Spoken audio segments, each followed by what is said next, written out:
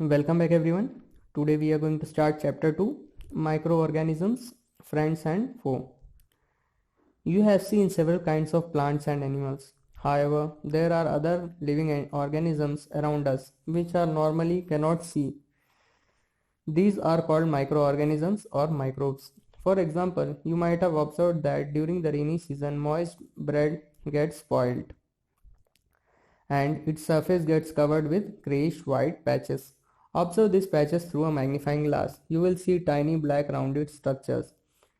Do you know what these structures are and where do these come from? So 2.1 Microorganisms, activity number 2.1. Collect some moist soil from the field in a beaker and add water to it. After the soil particles have settled down, observe a drop of water from the beaker under a microscope. What do you see? Activity 2.2.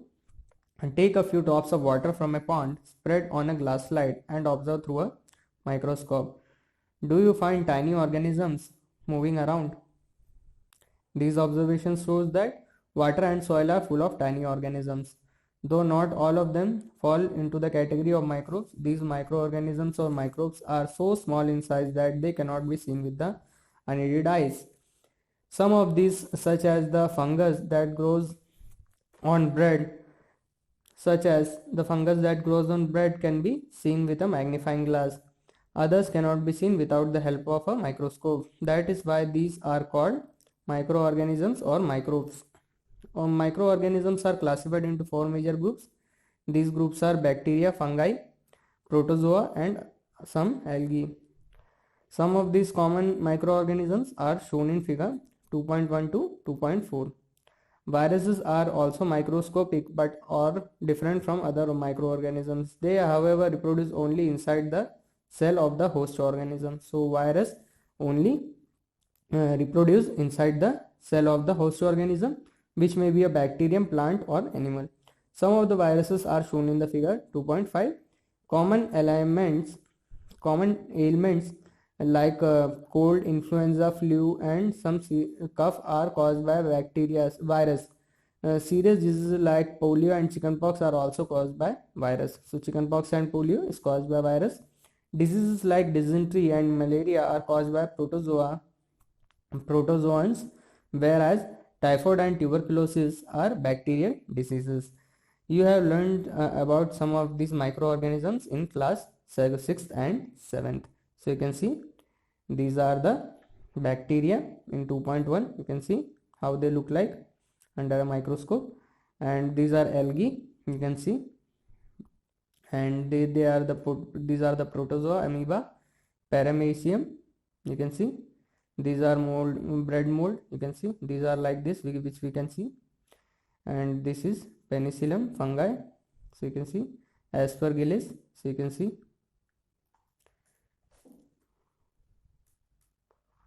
So these are the types of viruses. You can see this.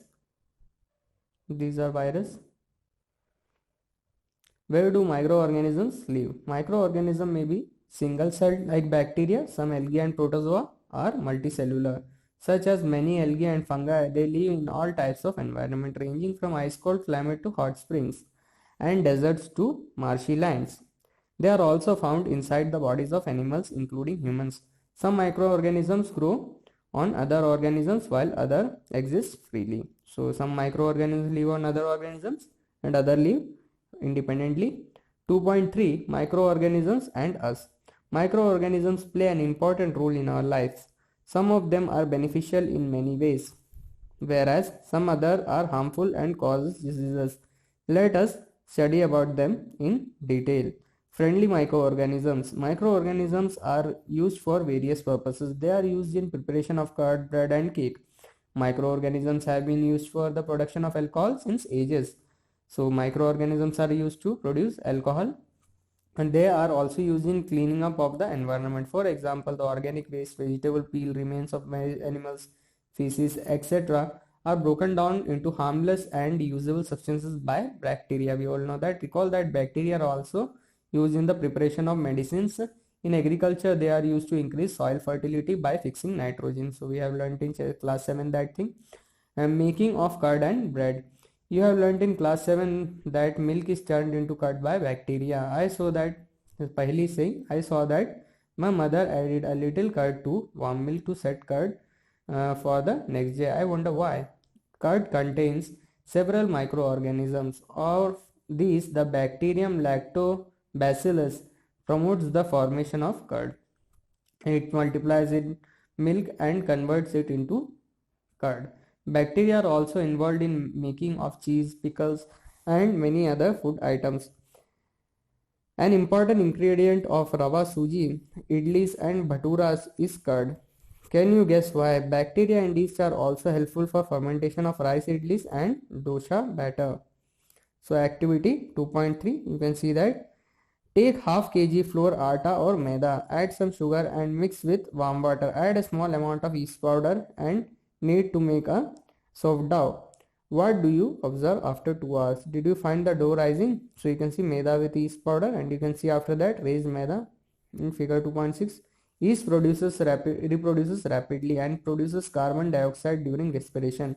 Bubbles of gas fill the dough and increases its volume.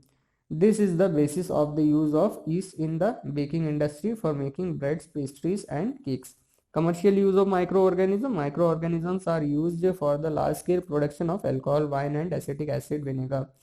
Yeast is used for commercial production of alcohol and wine. For this purpose, yeast is grown on natural sugars present in grain like barley, wheat, rice, crushed fruit juices, etc. Activity 2.4. Take a 500 ml beaker filled up to 3/4 with water. Dissolve 2/3 spoon of sugar in it. Add half a spoon of yeast powder to the sugar solution. Keep it covered in a warm place for 4 to 5 hours. Now smell the solution. Can you get a smell?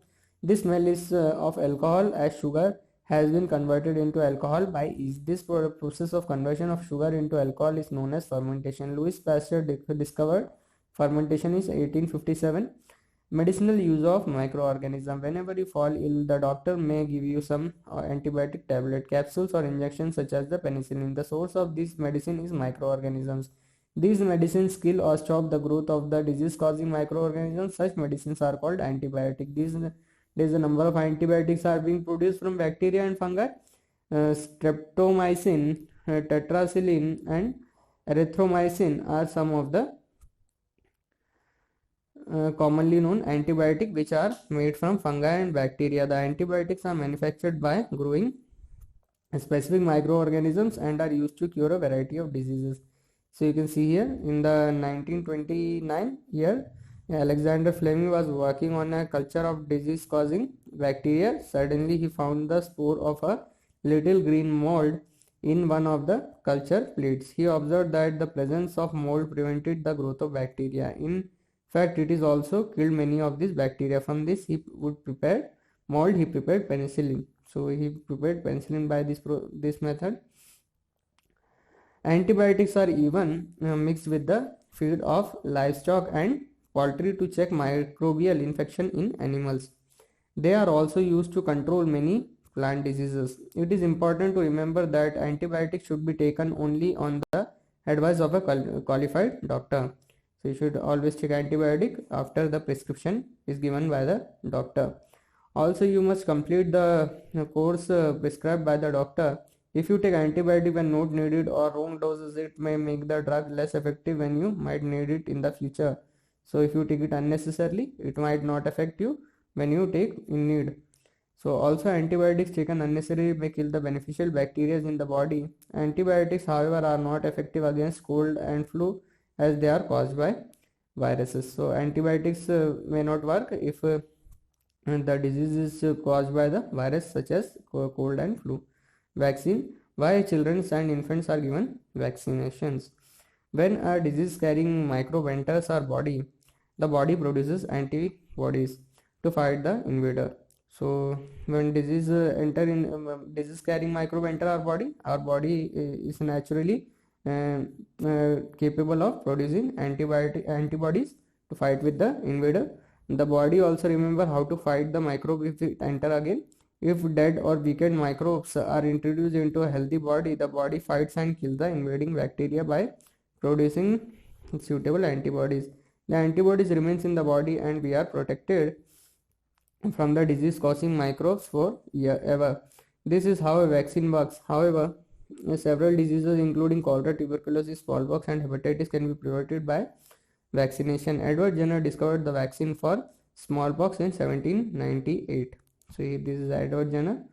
In your childhood, you must have given injection to protect yourself against several diseases. Can you prepare a list of these diseases? You may take help from your parents. It is essential to protect all children against these diseases. Necessary vaccines are available in the nearby hospital. You might have seen the advertisement on TV and newspapers regarding protection of children against polio under the Pulse Polio program. Polio drops given to children are actually a vaccine. So polio drops given to children are vaccine.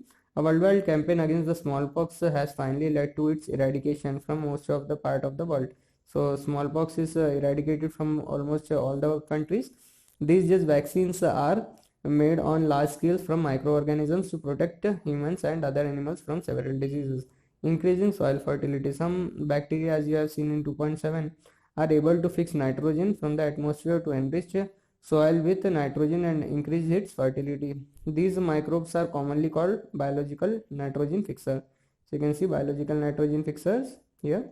So the nitrogen fixing cyanobacteria, blue green algae. So you can see blue green algae. Cleaning the environment. Bojo and Paheli had observed that the school gardener making manure. Along with their friends, they collected waste of plant, vegetables and fruits from nearby houses and garden. They put them in a pit meant for waste disposal. After some time it decomposes and got converted to manure. We know that. Bojo and Paheli wanted to know how this had happened. Activity 2.5, take two pots and fill it with half with soil. Mark them A and B. Put plant waste in pot A and things like polythene bag, empty glass bottles and broken plastic toys in pot B. Put the pot aside. Observe after 3 to 4 weeks. Do you find any difference in the content of the two pot? If so, what is the difference? You might have. You will find that plant waste in pot A have been decomposed. How did this happen? The plant waste have been converted into manure by the action of microbes. The nutrients released in the process can be used by the plants again. Did you notice the pot B, the polythene bag, empty glasses, broken toys and bottles did not undergo such changes? The microbes could not act on them and convert them into manure. So we know that you often see large amount of dead organic matter in the form of decaying plants and sometimes dead animal on the ground.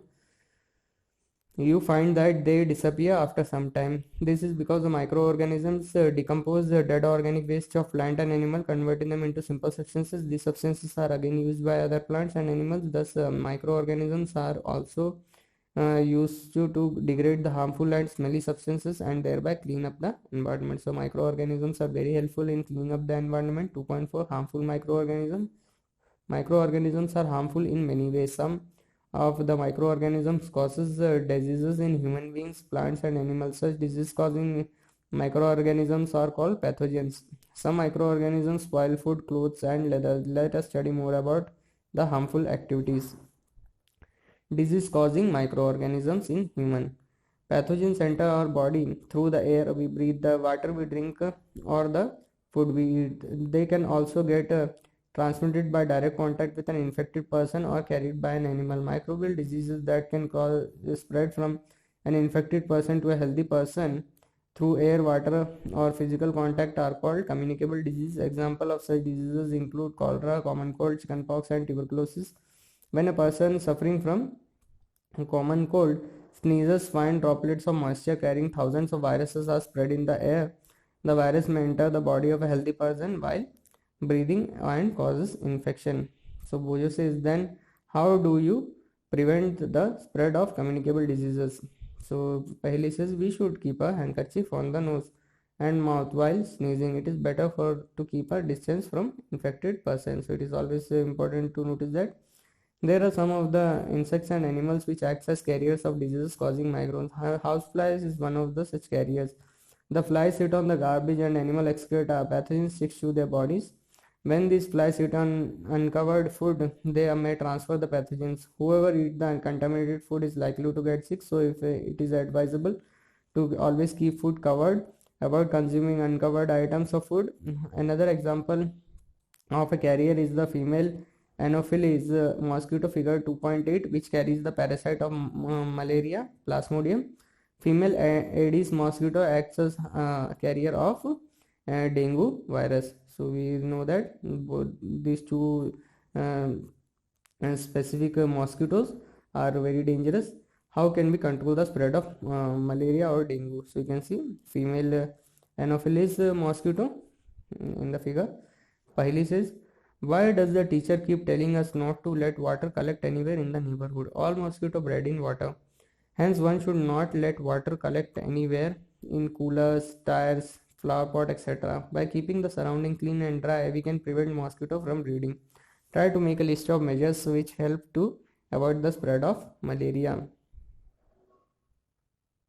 Table 2.1, some common human diseases caused by microorganisms. So here are some human diseases. Tuberculosis is caused by bacteria and it is transmitted through air.